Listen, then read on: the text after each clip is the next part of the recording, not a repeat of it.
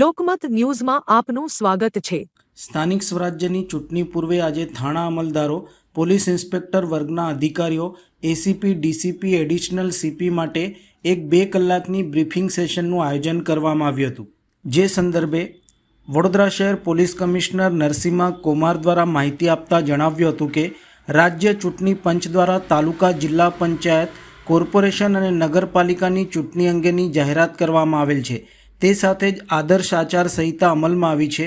શહેર પોલીસ શહેરી વિસ્તાર તેમજ અન્ય વિસ્તારોમાં ઇલેક્શન સંબંધિત પ્રક્રિયા શાંતિપૂર્ણ માહોલમાં સંપન્ન થાય એ માટે ગતિમાન બની કાર્યવાહી કરી રહી છે। પોલીસ તંત્રમાં બદલીઓ પણ થઈ છે, નિયુક્તિઓ પણ થઈ છે। જે પરિપ્રેક્ષમાં આજે થાણા અમલદારો, પોલીસ ઇન્સ્પેક્ટર વર્ગના અધિકારીઓ, એસીપી, ડીસીપી, એડિશનલ સીપી માટે એક 2 કલાકની બ્રીફિંગ સેશનનું આયોજન કરવામાં આવ્યું હતું। ઇલેક્શન સંદર્ભેની પ્રક્રિયામાં જોડાયેલ સ્ટેક હોલ્ડરો અને સમગ્ર પ્રોસેસમાં એક ન્યાયિક, મુક્ત, શાંતિપૂર્ણ વાતાવરણમાં ઇલેક્શન પૂર્ણ કરવા પોલીસની ભૂમિકા, જવાબદારીઓ અંગે ગાઈડ કર્યા છે। જે અંગેની વિગતવાર એક્શન પ્લાન આપ્યો છે।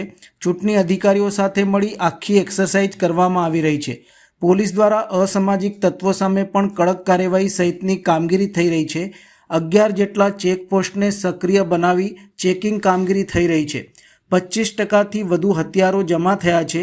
વાહન ચેકિંગ કરી 25થી વધુ ડ્રિંક એન્ડ ડ્રાઈવના કેસો કર્યા છે।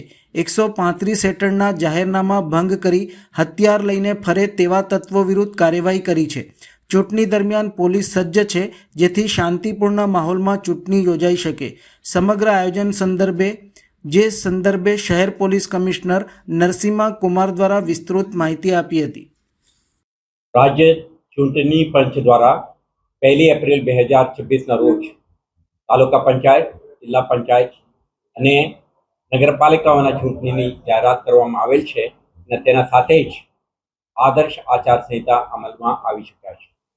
તે દિવસથી જ શહેર પોલીસ સમગ્ર શહેરી વિસ્તારમાં અને સાથે સાથે એજીસમાં આવતા તાલુકા પંચાયત અને જિલ્લા પંચાયત જ્યુરિસ્ડિક્શનમાં ઇલેક્શન સંબંધિત પ્રક્રિયા એક શાંતિપૂર્ણ માહોલમાં સંપન્ન થાય તે માટે ગતિમાન બનીને કેટલાક એક્ટિવિટી શરૂ કરી દીધી છે।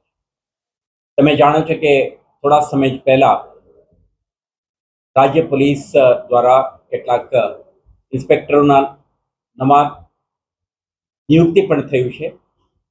આના પરિપ્રેક્ષમાં આપણા આંતરિક બદલીઓ પણ થઈ ગઈ છે। એટલા માટે આજે તમામ થાણા અમલદારો, પોલીસ ઇન્સ્પેક્ટર સંવર્ગના અધિકારીઓ, ACP, DCP, additional CP, joint CPO માટે એક 2 કલાકની એક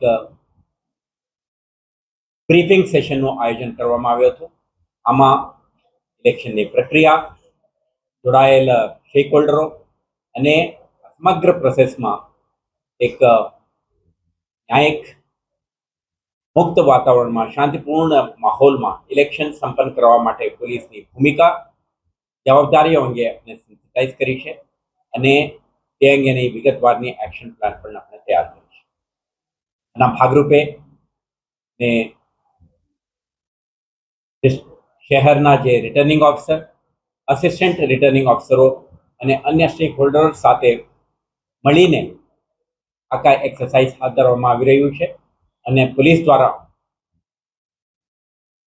એક માહોલ બને તે માટે anti social elements, non criminals, potential disruptor સામે ક્રેકડાઉન, જે ગુનેગારો વિરુદ્ધમાં આપણે ન્યાયિક પ્રક્રિયા ચાલી રહ્યું છે, જેમના વિરુદ્ધમાં સમન્સ, વોરંટ, નોન બેલેબલ વોરંટનું ઇસ્યુ થયું છે, આના ભજવણી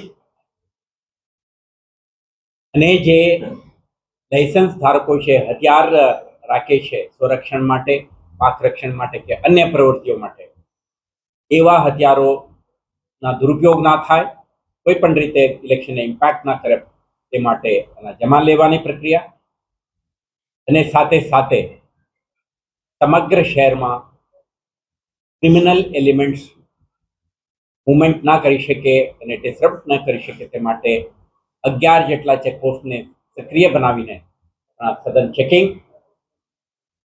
આવા પ્રવૃત્તિઓ સાથે જોડાયેલા નોન ક્રિમિનલ્સ ઉપરનો આપણા જે વોચ સક્રિય બને તો એમના વિરુદ્ધમાં ફર્મ એક્શન માટે આપણે એક્શન પ્લાન બનાવીને અધિકારીઓને સૂચના આપી છે. અત્યાર સુધી ઓલરેડી ગતિમાન બનીને આપણે 25%થી વધારે હથિયારો જમા થઈ ગયા છે. ગઈકાલે પણ તમે જોયું છે વાહન ચેકિંગના ઝુંબેશ શરૂ કરીને 25થી વધારે ડ્રંક એન્ડ ડ્રાઇવિંગના કેસો, 135 હેઠળના જે જાહેરનામા ભંગ કરે અને હથિયાર લઈને ફરે એવા તત્વો વિરુદ્ધમાં આપણે ક્રેકડાઉન કરી છે. તો આવતા દિવસોમાં પોલીસની હાજરી, વિઝિબિલિટી અને ડોમિનેશનમાં વધારો થશે અને સાથે સાથે ઇલેક્શન પ્રક્રિયા દરમિયાન returning officer, assistant returning officer અને અન્ય સ્ટેક હોલ્ડર સાથે સંકલનમાં રહીને સમગ્ર પ્રોસેસની ઇન્ટિગ્રિટી, એક પારદર્શક અને રાજ્ય ચૂંટણી પંચના સૂચનાઓ મુજબ કરવામાં આવે તે અંગે પોલીસ अपना भूमिका, अपना जवाबदारी निभाववा अंगे आका प्लान ऑफ एक्शन तैयार करने अमल में मूक्યું છે. આવતા દિવસોમાં જે શહેર પોલીસ દ્વારા જુદા જુદા ક્ષેત્રમાં જુદા જુદા હેડ હેઠળ કરવામાં આવી રહેલ કામગીરી અંગે તમને વખતો વખત જાણકારી આપીશું અને એક ઇમ્પેક્ટફુલ કામગીરી કરીને સમગ્ર પ્રક્રિયા શાંતિપૂર્ણ માહોલમાં સંપન્ન થાય. 26માં થતા મતદાનના દિવસમાં પણ સરસ માહોલ બની રહે તે માટેના આપણા બંદોબસ્ત સ્કીમ પણ આપણે રૂપરેખા તૈયાર કરી છે અને 28 તારીખના જે મતગણતરી છે તે અંગે પણ આપણે કાઉન્ટિંગ સ્ટેશન્સ ઉપર પણ બંદોબસ્ત અંગેનું આખા પ્લાનિંગ થઈ રહ્યું છે.